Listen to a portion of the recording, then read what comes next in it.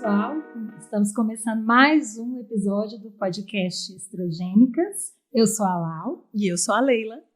E hoje a gente vai falar de um tema que é muito pedido por vocês, que é a síndrome dos ovários policísticos. A famosa SOP. A famosa SOP. Que todo mundo tem um pouquinho de medo, você não acha, não? Ó. Sim, muito, né? Não As é? pessoas têm, e porque ela leva muitas repercussões, né, para a vida da mulher, né? Mas eu acho que a SOP, ela é meio um fantasminha, assim, na ginecologia, você não acha, não? Todo mundo tem um pouquinho de medo e eu acho que a gente passou um período, assim, meio com preguiça dela, né? De falar sobre SOP, de ter que batalhar sobre a ação interdisciplinar, multidisciplinar e tal. E aí chegou um momento que a gente falou assim, opa, precisa falar sério sobre isso. Não É verdade, porque a SOP, ela é uma condição clínica muito frequente, né? Ela aí tem literatura que fala até 13% da população com SOP, né? Então, Você uma sabe em cada que 10. Tive um professor na faculdade que dizia assim, toda mulher vai ter SOP em algum momento da vida dela. Ave Maria, não é assim não. Mas ele Não é assim dizia. não, mas que é muito prevalente, né? Assim, mais de 10% da população tem SOP, e parece que a gente está vendo um crescimento maior porque está atrelada à obesidade, né? Exatamente. Então, é uma coisa que fica as pessoas ficam meio com medo mesmo, né? A gente tem visto, né, a população ganhar cada vez mais peso e a gente batendo tanto na tecla da qualidade de vida, Exato. né? E essa condição vem associada muito a esse ganho de peso, a todas as repercussões que o ganho de peso vem trazendo para as mulheres, né? Vamos falar um pouquinho de tudo isso? Então vamos lá. Primeiro, o que é, né? A gente fala que a SOP, né, a síndrome dos ovários policísticos, ela é uma síndrome, né? Ela é uma síndrome metabólica. Ela é a endocrinopatia, né, a doença endócrina mais prevalente na mulher. E ela está muito prevalente nesse período reprodutivo, né, no período fértil da mulher, e ela tem essas repercussões. E por que ela acontece, né? A gente tem uma desregulação dos hormônios, né? Então, tem duas coisas muito importantes na SOP. Uma é a desregulação dos hormônios, a desregulação do LH, que é um hormônio que faz a gente ovular. Então, como a gente não tem uma ovulação contínua, persistente na mulher que tem SOP, ela vai ter uma repercussão importante, que é não ovular, né? E aí, com isso, ela vai ter infertilidade, dificuldade para engravidar. A outra coisa muito importante na SOP é a resistência à insulina, né? Então, por isso é que a obesidade é tão importante, porque a obesidade também leva à resistência à insulina. A gente sabe que a mulher que tem SOP, ela tem resistência à insulina. Então, o que é isso, né? As células ficam resistentes à ação do hormônio insulina. E com isso, ela fica com mais glicose espalhando ali dentro do organismo. Essa resistência à insulina lá no ovário, ela vai fazer com que esse ovário produza mais hormônios androgênicos. Então, aí a gente tem um excesso de hormônios androgênicos na mulher, como é a testosterona, né? Ela é muito perfeita de professora, né, gente? Tô dando aula, né? Tá chato? Não. Mas é só para explicar por quê, né, que tem todos os sintomas que a gente vai falar. Então, porque tem esse excesso de produção da testosterona, essas mulheres vão ter queixas de oleosidade, coisa que os meninos têm mais, né? Pele oleosa, queda de cabelo, acne, pelo em locais que não são frequentes. Pelo esquisito, né? Pelo corpo. Esquisito é ótimo. Que a gente não deveria ter. Então, por isso que a SOP, ela tem esses dois caminhos aí, né? Esses dois mecanismos, vamos dizer assim. E às vezes a gente acha que é muito hormônio, né? Porque a mulher é uma explosão de hormônios, realmente, né? E quando a gente entende esses mecanismos, e é óbvio que as nossas pacientes não precisam entender esse mecanismo, né? Mas só para poder saber de onde vêm essas queixas todas que vão acontecer na síndrome do ovário policístico e por que a gente entra com determinados tratamentos. Exato. Né? Eu falo sempre que a gente explicar para a paciente Mesmo que seja uma coisa chata, né? Fica explicando fisiopatologia de doença, mas se a gente explicar de um jeito que a pessoa entende, ela adere muito mais aos tratamentos que a gente vai propor, né? Com certeza. E aí, de sintoma, o que ela tem, né? O que vai aparecer? Diante desse quadro todo de hormônios, né? Essa confusão toda de hormônio que a gente vai ter, o principal sintomas que vem com a anovulação, ou seja, a ausência de ovulação, que ela acabou de explicar o porquê que acontece, é a infertilidade. Então, se essa mulher não ovula, ela não vai conseguir engravidar. E junto com isso, a gente vai ver também a ação dos hormônios androgênicos, que ela também acabou de explicar, com pelos esquisitos, como ela acabou de falar, pelo corpo, né? Acne, oleosidade de pele, cabelo, queda de cabelo, aumento de peso, principalmente em região abdominal, né? Que a gente acabou de falar que são hormônios masculinos que acabam ficando sobrando, né? Aí nessa mulher, onde que o homem engorda? Na barriga. Onde que a mulher engorda? Na bunda e na perna, né? Mas então, na SOP, não. Na SOP, a gente vai ter um acúmulo de gordura abdominal e, junto com isso, como a gente falou lá no início, é uma síndrome, é um conjunto de sintomas. Então, não adianta ter um só, né? A gente precisa avaliar todos os outros sintomas para fazer o diagnóstico e, com todas essas repercussões, a gente acaba tendo uma predisposição maior a algumas doenças, né? Exato. Então, essa coisa que você falou aí, né, de guardar a gordura mais na região abdominal. Duas coisas muito importantes, né? Não só guardar a gordura, mas ter acne, ter pelo, né, que a gente chama de hirsutismo. Ter pelo em regiões que não são habitualmente femininas. Regiões muito comuns, queixo, né? Mento, dor, no peito, né? Dorso, né? No abdômen. No abdômen, a linha média do abdômen, são locais mais comuns de homem ter pelo. Né? Isso tudo, essa mudança, né, na composição corporal, mais a acne, a queda de cabelo, isso tudo leva a um problema muito sério, que é a questão da saúde mental, né? Essas mulheres têm um risco de depressão muito maior, grande, né? A queda na questão da autoestima. Exatamente. E aí a gente vê como que a síndrome do ovário policístico é importante a gente conhecer e, de novo, a gente bater na tecla da ação multidisciplinar.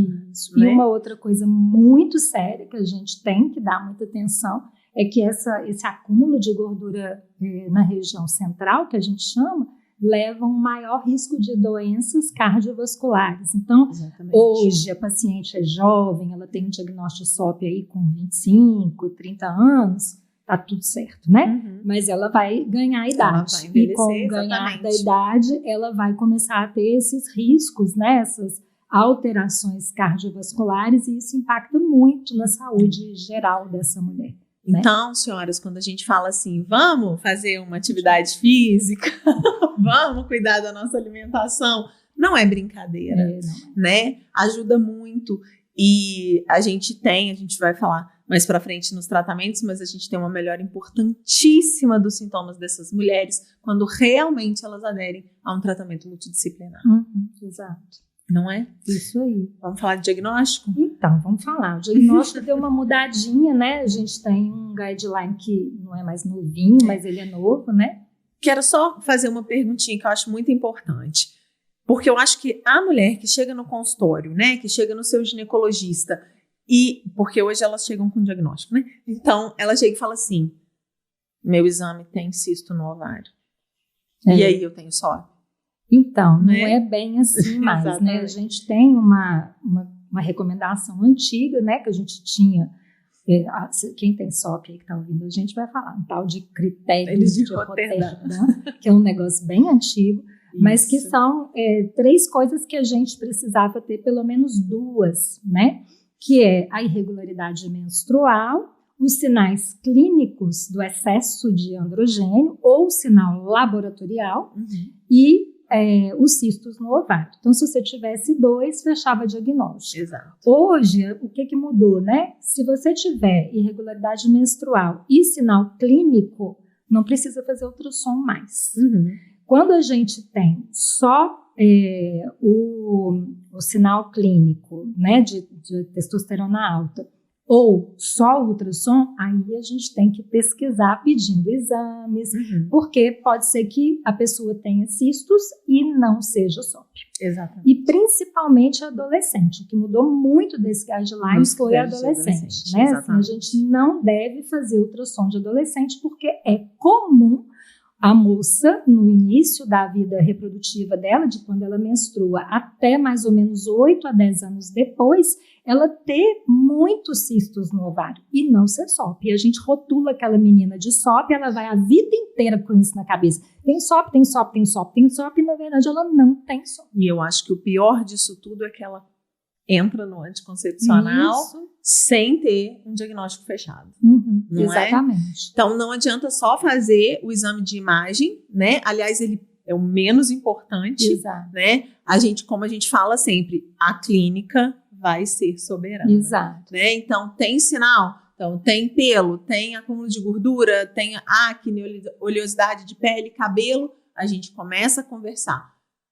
Irregularidade menstrual, porque a ausência da ovulação vai levar a irregularidade menstrual, a ausência da ovulação, exato, vai levar a irregularidade menstrual, e aí a gente começa a formular um diagnóstico na cabeça, e se precisar, a gente pede um ultrassom. Então, gente, calma que a gente não precisa sempre de fazer ultrassom, né? Ultrassom. Uma outra coisa que entrou também, porque na internet as pessoas leem tudo, né? Uma outra coisa que entrou no guideline foi o pedido do antimilleriano, né? Então, assim, é uma luzinha que está aí no fim do túnel, parece que ele vai ser usado sim para diagnóstico, mas a gente ainda não pode usar porque a gente não tem valor de referência, né? Nos estudos, não tem um valor assim. O que é alto?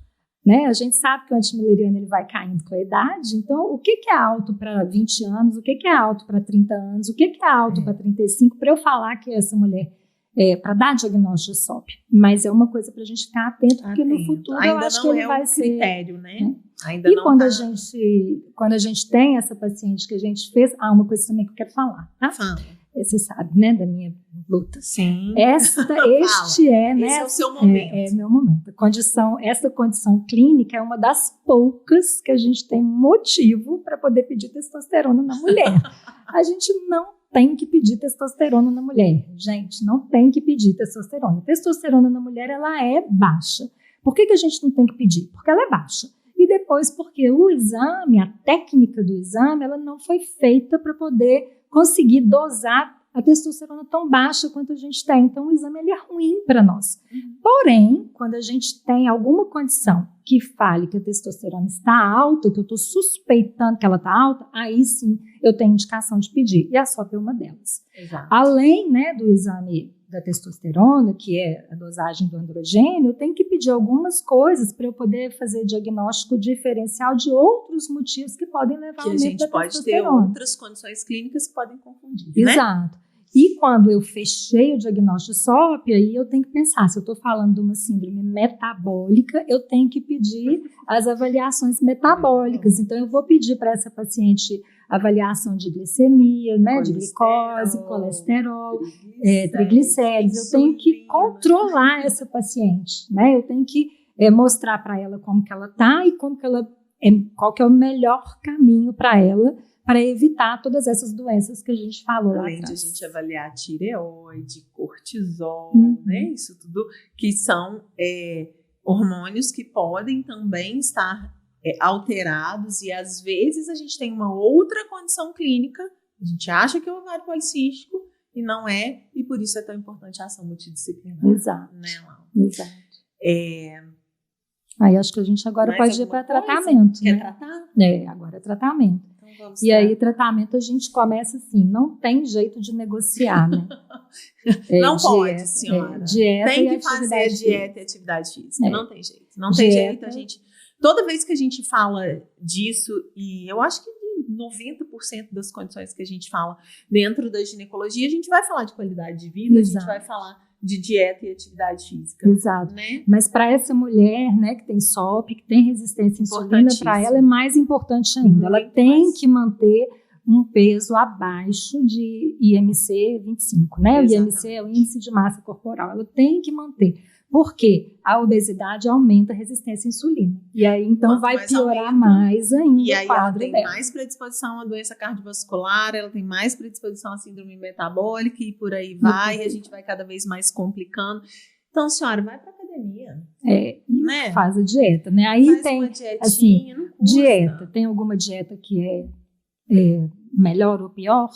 Não. Parece que não, né? Não. Assim, os guidelines não conseguem falar isso. É fazer uma dieta Eu digo que é a saudável. dieta que se encaixa na sua vida, né? Sem o morango do amor, senhora, por favor, tá? Né? Que agora é o queridinho do momento, né? Verdade. Então, dieta que se encaixa na sua vida, aquela que você pode fazer com os alimentos que você gosta, com prazer de comer, mas sempre com acompanhamento do nutricionista, com o endocrinologista, porque precisa ter o controle das calorias, dos nutrientes, né? Mas a senhora pode fazer a dieta que a senhora quiser, a da sopa e do morango do amor, não. Não pode. Atividade física, né? Então, atividade física recomendada, né? Qualquer coisa que você consiga fazer que diminua aí Se puder ter um pouquinho de aeróbico. Aeróbico e resistência, né? Exatamente. Porque o exercício de força diminui a resistência à insulina. Então, exatamente. ajuda a gente também. E a gente vê, né, lá, uma melhora considerável. Muito. Não só na clínica, né? Na clínica é visível, mas se a gente fizer, não é recomendado, né? A gente ficar comparando exames, né? Vamos fazer aqui, daqui um mês a gente faz de novo, a gente não faz isso. Mas se a gente pegar os trabalhos e se a gente começar a comparar essas pacientes, a gente vai ver uma melhora muito grande nos parâmetros. Inclusive, também, né? com pacientes que não podem usar ou não querem usar os hormônios, elas conseguem controle com dieta e atividade física. Né? Elas ficam muito bem. Aquelas pacientes que conseguem perder peso e tem retorno, né, da ovulação, do ciclo, e consegue até engravidar espontaneamente. Até engravidar espontaneamente, exatamente. Então, assim, aí depois, falando de tratamento medicamentoso, né? Eu já ouvi muito assim, usar anticoncepcional na sopa é igualzinho varrer a sujeira para debaixo do tapete. Eu acho que eu já até falei isso aqui em algum outro episódio. Nós já falamos. E eu sempre vou falar isso porque está lá no guideline. A gente precisa, porque essa mulher que tem sopa, ela não ovula. Ela não tem um ciclo menstrual todo bonitinho, com os hormônios fazendo aquela subida e descida que eles precisam fazer. Então, com isso, o tecido lá de dentro do útero, ele fica crescendo e ele não descama. E isso aí aumenta o risco dessa mulher ter hiperplasia do endométrio, que é esse tecido, ou até câncer de endométrio. Então, a gente precisa fazer uma contraposição, e isso a gente faz com o hormônio. Né? Então, o tratamento de primeira linha é anticoncepcional. Né? Né? Né? Não adianta discutir, tá lá no guideline, tá lá nas recomendações todas. E eu só acho que assim, o anticoncepcional, ele vai ter uma vírgula na hora que você fala da mulher que quer engravidar, né? Porque aí o contraceptivo, ele vai ter uma ação ótima, né? De contrabalancear os androgênios e a gente diminuir esses sintomas androgênicos que essa mulher vai ter, de fazer esse endométrio descamar, né? E vai ser joia, porém a gente não vai ter ovulação. Então, se essa mulher quiser engravidar, a gente vai precisar pensar numa maneira, né? Então, a gente tem duas coisas, né? A paciente que não quer engravidar e a paciente que quer engravidar. Os dois caminhos que a gente tem que pensar, né? Exatamente. Então, dieta e atividade física nós já começamos, é para todo mundo. Para quem não quer engravidar, a gente vai entrar com um anticoncepcional, aí a gente tem sempre que lembrar dos critérios, a gente já falou isso aqui também no nosso episódio de contracepção, né? Então, se você não viu, assista, porque tá muito legal. Então, a gente tem que lembrar dos critérios, se essa mulher se ela tem contraindicação ou não, e aí a gente vai escolher o contraceptivo de acordo com essa paciente. A outra possibilidade, a gente pode inclusive associar, é usar a metformina, né? E a metformina, ela tá indicada na paciente que tem IMC acima de 25, ela ajuda muito. E ela também pode ser usado sozinho, né? Só ela, sem o anticoncepcional. Tem paciente que não quer ou não pode usar hormônio, e aí ela pode lançar a mão da metformina. A metformina, Doutora Lau, a metformina vai me fazer engravidar? Ela pode ajudar a regularizar o ciclo, mas não é um indutor de ovulação. Perfeito. Te adoro. Né? Porque o povo tem muito essa mania de achar, vou usar a metformina porque vai me ajudar a engravidar. Não, sabe o que eu vejo muito assim? Qual a sua queixa? Eu tô tentando engravidar e não consigo. Metformina. Oi?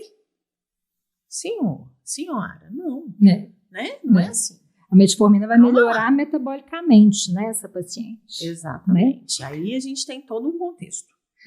A outra coisa que também o povo fala muito, né, uma outra coisa que a gente usa, né, para essas queixas que são mais da acne, da oleosidade da pele, né, a gente lança muito mão de uma medicação que chama espironolactona, né, que parece que é a que tem menos efeito colateral, e ajuda também, mas ela vai ajudar o quê?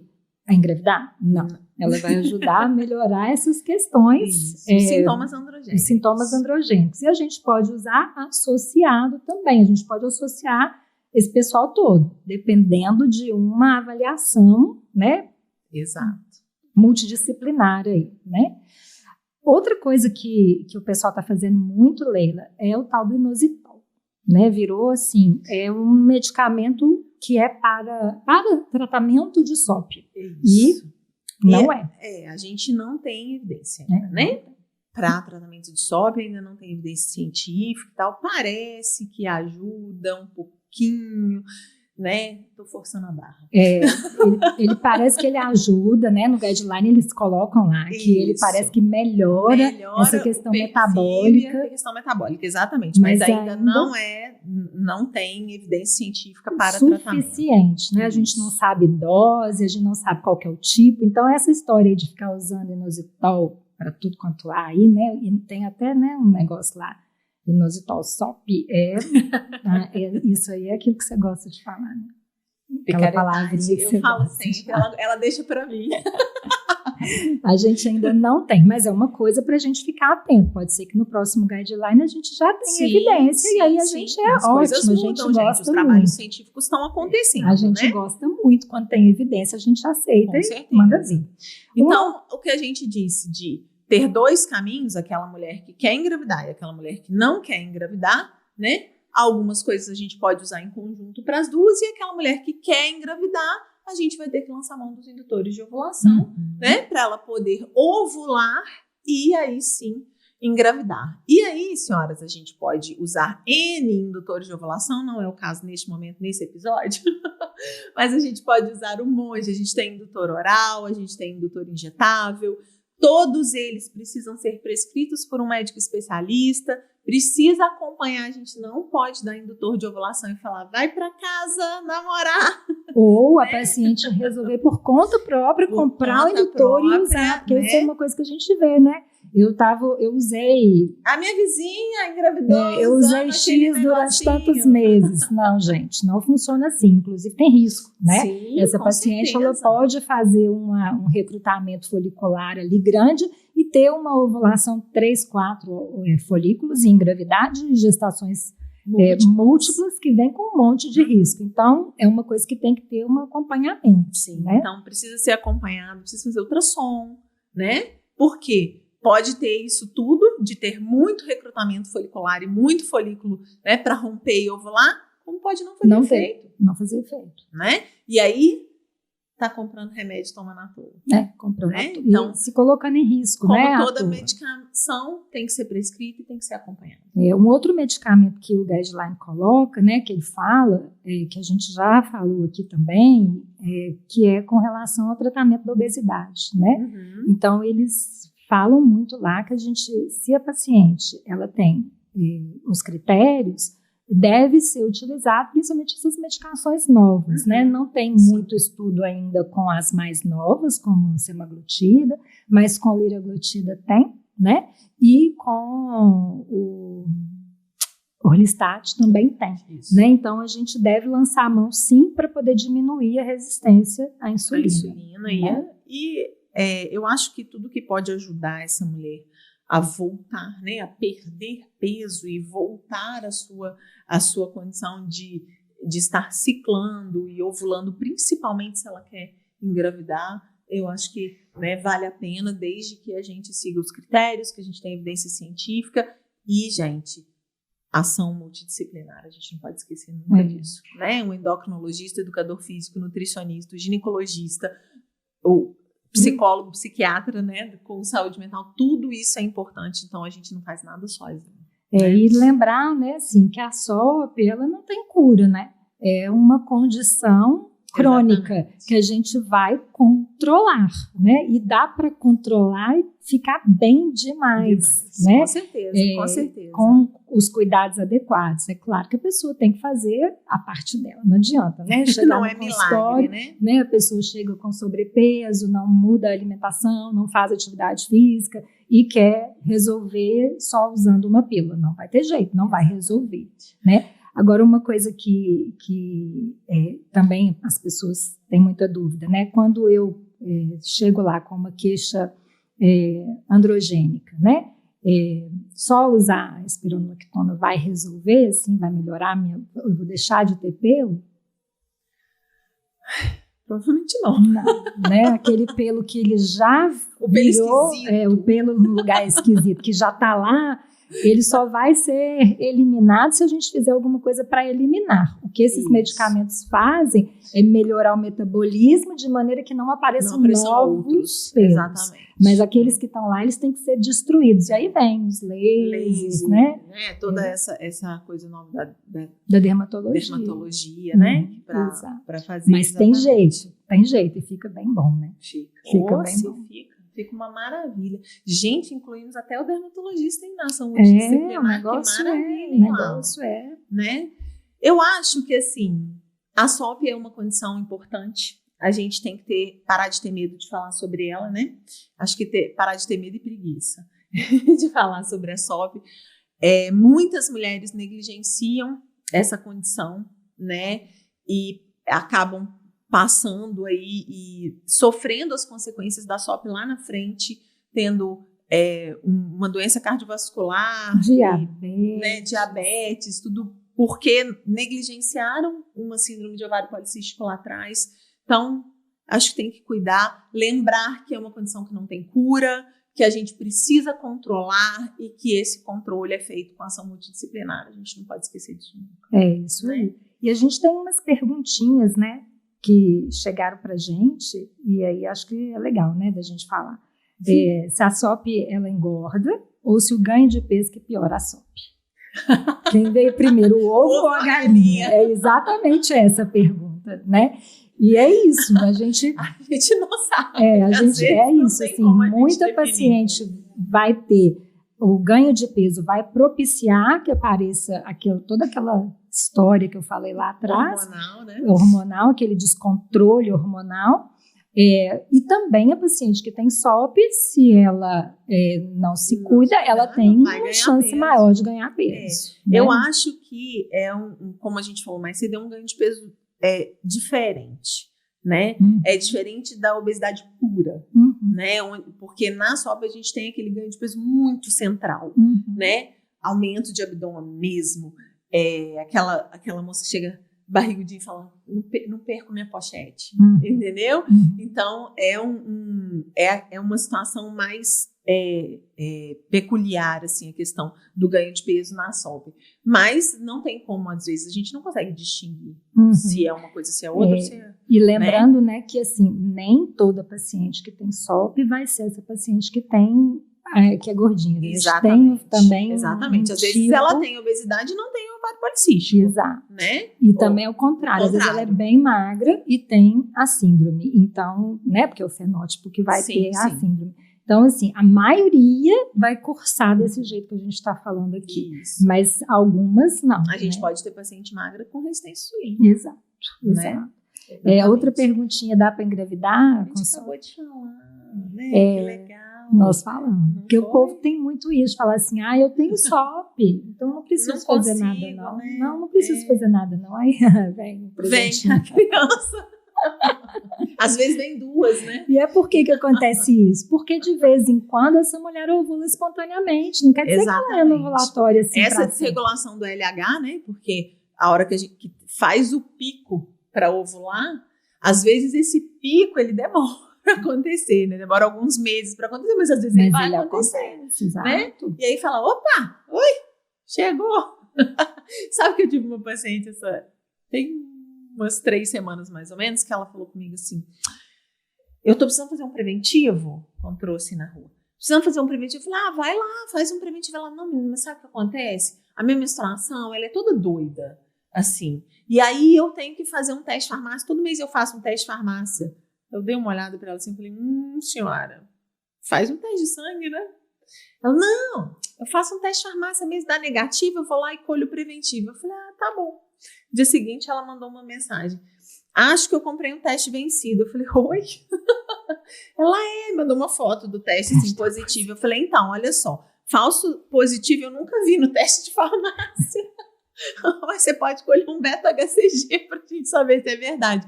Tinha 4 meses que ela não menstruava, né? E tá grávida. Uma SOP bonita, assim, ó, descrita no livro. Exato. E tá grávida. Exato, então pode engravidar. Pode né? engravidar e pode engravidar tratando também. Também, né? Com certeza, né? O jeito assim até bem comum, né?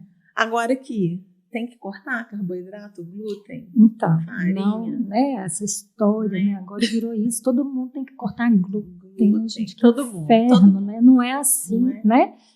A pessoa tem que fazer uma dieta saudável, né? Não a dieta saudável, assim, os porque trabalhos cortar eles glúten, falam, gente, é para celíaco, para quem é doente. para quem tem problema com glúten, né? E o que o guideline fala é que a dieta mais estudada é a dieta que a gente chama de mediterrânea, né? Que é aquela dieta com mais frutas, verduras, oleaginosas, alimentação né? natural. Né? Mais natural, com pouca carne vermelha, que é a dieta básica, a nossa dieta do brasileiro, né? O arroz, feijão, uma carninha, uma salada, um legume, feijão, né, gente? Perfeito, né? Então não tem que cortar o glúten, não tem que cortar carboidrato, tem que ter uma dieta que faça um déficit calórico quando a pessoa está com sobrepeso ou obesidade, né? Então não tem que ficar nesse trem aí de todo mundo, né? Tem que fazer as mesmas coisas. Essa pergunta aqui eu não vou fazer não, já fez. Tá. Tem cura? Tem, nós falamos, né? Agora.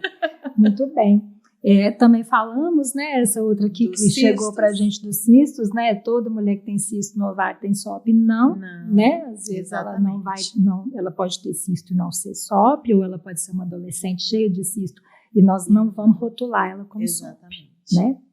Acho que falamos tudo. Não, o mais importante, eu acho que a gente tem que falar de novo, que é o risco de doença cardiovascular, de diabetes e de todas as complicações dessas doenças. Então, não negligencie a síndrome do ovário policístico.